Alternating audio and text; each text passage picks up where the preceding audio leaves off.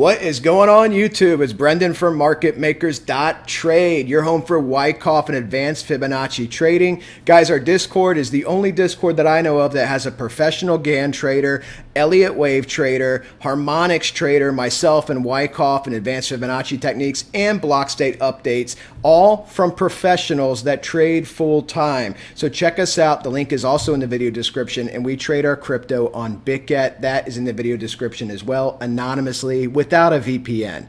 Let's talk about what's happening in the chart so you guys can get out on this beautiful Friday night here in Florida. So the weekly time frame, before we jump into this, we need to see how the market's wrapped up, okay? And if you look at the SPX here, the SPX is holding its Wyckoff trading range still, which is good. This is the broader market. You're getting down thrusts outside of Wyckoff. Now, typically after a down thrust, just like here, let me zoom in some, just like here, you will get a reaction, okay? One of Wyckoff's key principles is action reaction. So your actions, your down thrust out your trading range, and then you get a reaction to enter back into your trading range. Right now we are in an accumulation trading range, and if we capitulate here and start going down, this will be flipping to distribution. But this is a down thrust. This is common in these trading ranges. If this bounces back up, as you guys know, next week, the full trading week, been talking about this the last couple of videos, very key on a compressed time frame with the Fed to see if the equities markets will start to rally, okay? Consistent rally, giving us candles back up. If we get some candles back up, and these candles have been big, guys, this is high volatility in the equities markets, okay? Very high volatility. It's throwing a lot of people through the loop on the news, the talking heads. They don't know what to make of this, but they are in a Wyckoff range. And if we get this volatility back to the upside, you're going to see crypto move up. Perhaps more importantly, the Nasdaq, since Bitcoin has the highest correlation to the Nasdaq, I think it's had in its history now. So the Nasdaq also holding its trading range, as you can see, down thrust outside the trading range. And just like previously, down thrust led to upward movement in the trading range. So this can lead to upward movement as long as there isn't capitulation. Candle closes outside of this trading range that keep descending, then you're capitulating in this range, you're flipping the distribution, and you're going down further, which will pull crypto down further. Bouncing back to the weekly, I want to answer some of the key questions that people keep asking me on YouTube, the same questions I get on the Discord as well, so I'll go ahead and answer this here. What number? People are saying, Brendan, what number does Bitcoin lose? And just, hold on to your hat because we're going down. Because I noticed even some of the perma-bulls who've been perma-bulls giving these numbers of like 250K, 500K, Bitcoin to $1 million in 2023. These types of numbers, they're starting to make capitulation videos, right? Well, key concept here, guys. Let me show you this really quickly. Let's throw down this ray, and this hits 28,732. Now, let me explain this in a Wyckoff terms, okay? So prior to the bull run, you have accumulation. This is your virus low right here, where I pulled the price pulse pattern from. Nobody on YouTube showing you guys this three-wave Gann price pulse pattern with the ABC correction at the end, okay? So when you're looking at this, Bitcoin starts climbing up, and what it does right here, this is called the backup, okay? In Wyckoff, this is a reaccumulation box. Now, it used this line, 28,732, as a base. This line has been used in every major accumulation event for Bitcoin after capitulation. So you can see it here again. You marched up to your previous all-time high. You capitulated the natural halving in the market. We went over this in previous videos. 50% move down, and of course, you got the 28.8. You essentially hit the same line again, held this as support, came back up, reaccumulation, went back up to a new all-time high, which is distribution, and then you come back down, okay? So we're accumulating at a higher level still. Now, where you hold on to your hat is if you break 28, okay? You break 28, but it's kind of, you have to understand, like, hold on to your hat is not the right way to really look at this because, as you guys know, I've been saying this over and over, price moves in waves, okay? So as we descend, you're going to have waves back up, waves back down. This is why people have difficulty that are new traders, because it looks so easy when you get a big candle like this, okay? When you get a big candle, if you were in it up here, it's like, oh, that was so easy to trade. But price goes up and down, up and down, up and down, all through the range. So you're going to keep descending, but you're also going to have price waves back up. Bitcoin is a risk asset. That is how it is viewed by the hedge funds and the big banks.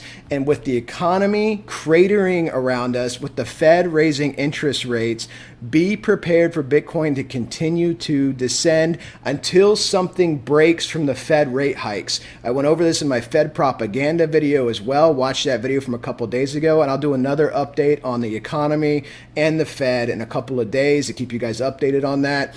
But I do believe the Fed will have to pivot. And what do I mean by that? When the markets start really sliding, really crashing, and it's an election cycle here in November, they're going to do their best to avoid a market crash, which is why they only raise interest rates 0.5, okay? They could have gone to 0.75. There's nothing to stop them from going a full percentage point because they know inflation's super high, but what's stopping them is they know it will tank the markets more than it already has. The Nasdaq's down 24%. It isn't a crash, it isn't a bear market, okay?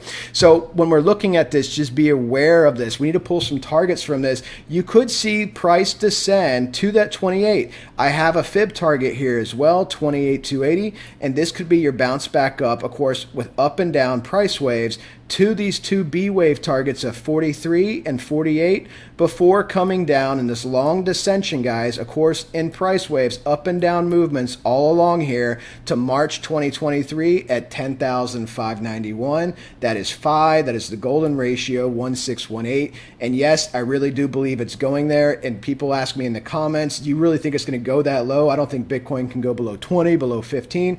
I think it's going lower than this. Bitcoin has never traded in a bear market in equities. This is the longest bull market in the history of the stock market, and it's over. You are in a bear market in the stock market except for the S&P. So with the S&P still trying to hold on, what you're going to have is when the S&P really starts cratering, with the Nasdaq declining, with the Russell declining, you're going to see new lows in Bitcoin that you did not think were possible. And honestly, I don't know why people think that's impossible. What was Bitcoin during the crash, the virus crash? It was 38.58. And as you guys have heard me say before, I think it's going back to this exact target because you have to understand what's going to happen in the markets. If you study market cycles, just in the time that I've been trading, since the dot-com crash, the S&P lost 50%. The Nasdaq lost 82%. The S&P has lost 50% 3 times in the last 20 years. This is not an unusual event. I know it's an unusual event for new traders that only trade in crypto, but you have to understand crypto is tied to the broader markets. So this is my actual target is 3,800, but this is where I can tell you with a lot of confidence it will definitely hit 10,591. Okay, so Michael Saylor is going to end up getting his margin call, and he's going to owe a couple $100 million that he's going to have to pay for that he borrowed to buy Bitcoin at 47K, which is absolutely crazy. I don't understand why these big hedge funds and guys like Michael Saylor don't have professional market technicians that actually can look at charts and read charts and not just go based off of fundamentals on things. Mind blowing. But let's look at this here on the daily time frame. Oh wait, let's get targets. I get sidetracked, guys. So let's pull some targets here in the weekly time frame. Our swing low, swing high. We don't know if this is the bottom of this candle. Will continue to drop this weekend, but we have to take what we have so we can look at some targets. On a weekly time frame, we're going to look at this on the daily as well. Where could a wave up get us? So if this is the low for right now, if we hit our low and we do get a wave up next week, if the equities do start moving up, remember this is 180 days from the all-time high Keegan pivot point come Monday, May 9th. Within a couple of candles, if we're going to reverse, like I said, I think it's going to be next week, guys. So if we're going to reverse and get some type of wave up, where's our targets? 0.5, 618, 382. These are your primary fib targets, okay? These 786, 886, these are not primary resistance targets. Your primary resistance in fib trading is 382.5, 618, and your 1 fib, okay? These are the fibs that I'm looking at closely here. The 1 fib at 50K seems highly unlikely. So the 618, we're going to look at this on the daily, 382.5, 618. And I'm really looking at the 0.5 and 618 because these targets seem extremely reasonable, which is 42,908 and 44,714. If we do something like this on the weekly, understand the larger the time frame, the stronger the patterns are when you form patterns. What did you just make here? You have a left shoulder, you have a head, and you have a right shoulder. You just made a head and shoulders on the weekly time frame when you get this next price wave up, okay? And that head and shoulders, when you do start coming back down, because I do believe the markets will rally to key resistance and then turn over and start waving back down again, that's going to be your catalyst to start heading down more towards your 28K level to test this key area of support where you could bounce back up for that next wave, or you could come down deeper here where I have my A wave target at 23,000, okay, before you bounce up on that support and start moving back up. Let's look at the daily time frame. I'll be quick, guys. I know everybody has a lot of things to do on a Friday night. Daily time frame, guys, again, this is still the same concept: Wyckoff base, Wyckoff ceiling, volatility in between. This is all normal for trading in Wyckoff, widespread because of the asset that we're tracking. Now notice we are still elevated in the Wyckoff box, meaning we haven't tested the bottom yet, which is 34K. That may happen this weekend because, as you guys know, weekends are low volume. A lot of moves can happen on the weekend with just a little bit of money. So we'll see what happens if we do end up coming down, but you're trying to establish a base. Do you see this? You have demand wicks on these daily candles. You're trying to establish a base.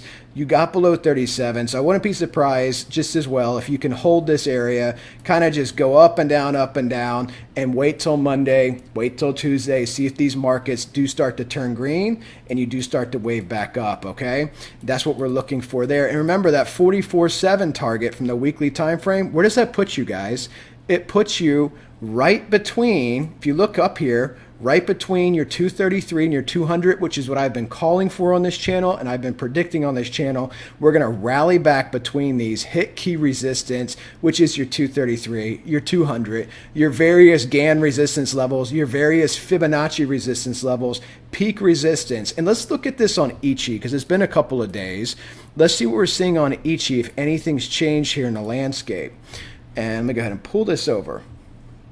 So, I mean, look, guys, this is like very, very clear. This is just as clear to me as when I called this over here. When I told you if we're going to punch through, we're going to do it right here and drew the box, right?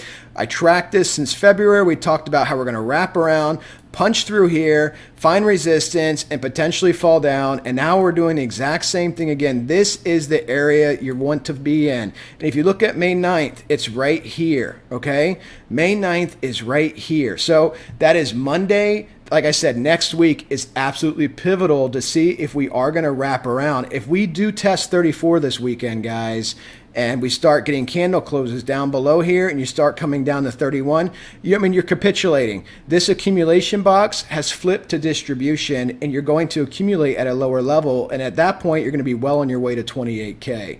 So you have to watch that closely. I personally think we're going to hold this range. I personally think we're going to be waving up and we're going to punch through this really thin area here in Ichi. And this is going to be the opportunity to rally to resistance, key resistances, where I anticipate us making this exact same type of pattern again. An EMA moving average sandwich where we're probably going to do something almost identical, make a double top like we keep talking about in this trading range, and then fall back down right back through the cloud. Because as you guys can see, this is starting to get thicker now. Last time I left you with this cloud, it was something like this. It's getting thicker because of the price action descending. Remember, Ichi is a predictive indicator. The thicker this cloud gets, just like this, the harder it is to punch through, and you're in a descending market in a macro bearish economic environment with the economy slowly cratering around you, okay? They want you to think it's super strong, but in fact, if you look at the data deeper than what the Fed reports, it's a very, very weak economy. So we'll see what happens here, and this will be great. And I really hope that you guys do watch these videos and pay attention to these videos, because when this move does happen, I will definitely have a video ready for you, because I want everybody to capitalize. This channel is about financial freedom. And crypto, the reason I came here after trading commodities, trading stocks, and trading Forex for the last 20 years is because you can make a lot of money. So you guys should definitely check out our Discord as well. And I'll be sure to inform you as we start making these moves with these daily videos, okay? And follow me on Twitter, because I'll be tweeting as well. When I see some key moves come up, I'll definitely put that out there. Twitter link is also in the video description, okay? Let's go ahead and look at the indicators, and I'll wrap this video up for you guys. So volume, I mean, nothing to report here, obviously selling volume, right? So selling volume's there. Notice the on balance volume is not very strong, Okay, so these moves aren't happening with a lot of volume. So you do have holders in the market, right? So you have a lot of people holding. So these moves aren't happening with a lot of volume, which is, again, why you have to be careful for the weekend, because bigger moves can happen on weekends. So let's see if we get through this weekend without some type of crazy move. Volatility, we almost got to 2 sigmas on the ATR here. This is my ATR channels. As this starts to curl back up, if we can hold a base, the ATR will start to settle and we can build up volatility for that May 9th punch through. May 9th, May 10th, we'll see how the market's open. But all right, guys, that's it for this video. I got to go, and I'll talk to you guys soon. And have a fantastic weekend, everybody. Another video coming tomorrow. Take care, everybody.